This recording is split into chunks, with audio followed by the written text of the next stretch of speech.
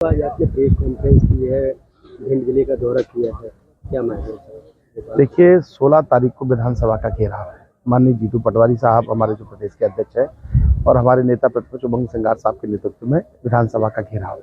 विभिन्न मुद्दों को लेकर विधानसभा का घेराव किया जा रहा है। उसमें मुख्य मांगे हमारी ये है कि जो घोषणा पत्र मध्य प्रदेश सरकार ने जब चुनाव हुए उस समय घोषणा पत्र में जो किसानों से वादे किए, महिलाओं से जो वादे किए, उन वादों का क्या हुआ, उस पर जवाब सरकार से मांगने का काम किया है। और कर्ज में डूबी सरकार से हिसाब मांगने का काम मध्य प्रदेश के कांग्रेस के कार्यकर्ता करेंगे। इन मुद्दों को लेकर विधानसभा का घेराव किया जा रहा है कि धान की जो खरीदी थी वो 3100 रुपये जब उनके जो घोषणा पत्र में था, और गेहूं की खरीदी 2700 रुपये समर्थन मूल्य पर की जाएगी, और सोयाबीन की फसल की जो कीमत है वो 6000 रुपये के लगभग खरीदी की जाएगी। उन सब मांगों के विगत 1 वर्ष के बाद भी कुछ नहीं हो पाया। लाडली बहनों से जो उन्होंने वादे किए थे कि 3000 रुपये लाडली बहनों को दिए जाएंगे, उस वादे का आज तक कुछ नहीं हुआ, धरातल पर कुछ नहीं हुआ। करप्शन क्राइम और इसमें डूबी हुई सरकार है, कर्ज में डूबी हुई सरकार है। इन बातों को लेकर सरकार से जवाब दो, हिसाब दो का जो हमारा मुद्दा है वो हम उसको लेकर विधानसभा घेराव करने जा रहे हैं। वैसे क्या रणनीति बनाई है? भिंड से कितने लोग पहुंचेंगे भोपाल? देखिए लगभग 15 से 20 बसें भिंड जिले से जाने वाली हैं और 100 4 पहिया वाहन यहाँ से जाएंगे, और जो आसपास के जिले हैं वहाँ से एक बड़ी संख्या में कार्यकर्ता निकल कर आएंगे। लगभग 1 लाख के लगभग की स्थिति कार्यकर्ताओं की है, वहाँ पहुँचेंगे। ग्वालियर चंबल संभाग से? नहीं, ग्वालियर पूरे मध्य प्रदेश। ग्वालियर चंबल संभाग का क्या रोल रहेगा? लगभग 10 से 15 हजार ग्वालियर चंबल संभाग से लोग निकल के जाएंगे। तो जो रेत माफिया जो है वो लगातार बेखौफ है। प्रशासन की जब टीम कार्रवाई के लिए जाती है तो यहाँ पर खैरा श्यामपुरा रेत खदान है, वहाँ पर जबकि जिले में कोई वैध खदान नहीं है, उसके बाद भी खनन हो रहा है और टीम पर भी हमला किया गया। देखिए मैंने कहा ना, ये करप्शन में डूबी हुई सरकार है, कर्ज में डूबी हुई सरकार है और क्राइम में डूबी हुई सरकार है। क्राइम की स्थिति ये है कि जैसा कि आपने बताया, चाहे भिंड हो चाहे मुरैना हो, रेत माफिया शासन पर हावी है। और वो हावी इसलिए है कि प्रशासन उन सबसे एक मोटी धनराशि लेकर इन सब वाहनों को चलवाता है। जब भी कार्रवाई होती है तो वो इस बात से नाराज हो जाते हैं कि हम पैसे भी दे रहे हैं और हम पर कार्रवाई भी हो रही है।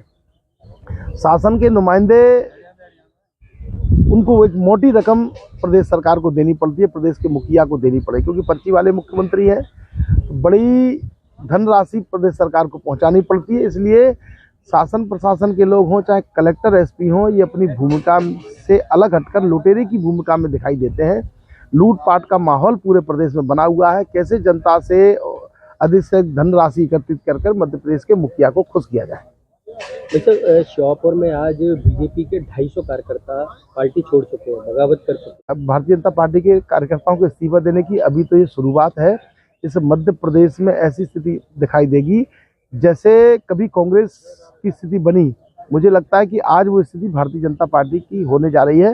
कार्यकर्ता छोड़कर, भारतीय जनता पार्टी को छोड़कर कांग्रेस की सत्ता लेने वाले। क्या लगता है कि रेत का जो खनन है, अवैध उत्खनन हो, परवैन हो, क्या लगता है कि राजनीति के संरक्षण हो रहा है सत्ता पक्ष के? देखिए, बिना राजनीतिक संरक्षण के और बिना प्रशासनिक अधिकारियों की मिलीभगत से अवैध उत्खनन संभव ही नहीं है। ऐसा मैं मानता नहीं हूं कि जब तक उनको राजनीतिक संरक्षण नहीं होगा और प्रशासन के लोग उनसे मिले जुले नहीं होंगे, तब तक रेत माफिया और जो खनिज माफिया है वो प्रशासन पर हावी होने का काम नहीं कर पाएगा। मुझे एक सवाल और है, आज प्रदेश सरकार का 1 साल का कार्यकाल पूरा हो गया है और खाका तैयार भी कर लिया है सरकार ने। आज कैबिनेट मंत्री राकेश शुक्ला भी एक प्रेस कॉन्फ्रेंस ले रहे हैं और सरकार की उपलब्धियां गिना रहे हैं। विपक्ष इसको कैसे देखते हैं? देखिए, हमने कहा ना कि हम पूरे मध्य प्रदेश में प्रेस के माध्यम से, मीडिया का जो हमारे चौथा स्तंभ है, उसके माध्यम से हम अपनी बात जनता तक पहुंचाने का काम कर रहे हैं। हमने कहा ना कि जो घोषणा पत्र थे उसमें, उन घोषणा पत्रों में जो उन्होंने किसानों से वादे किए, महिलाओं से वादे किए, बेरोजगारों से वादे किए, क्या उन वादों का क्या हुआ?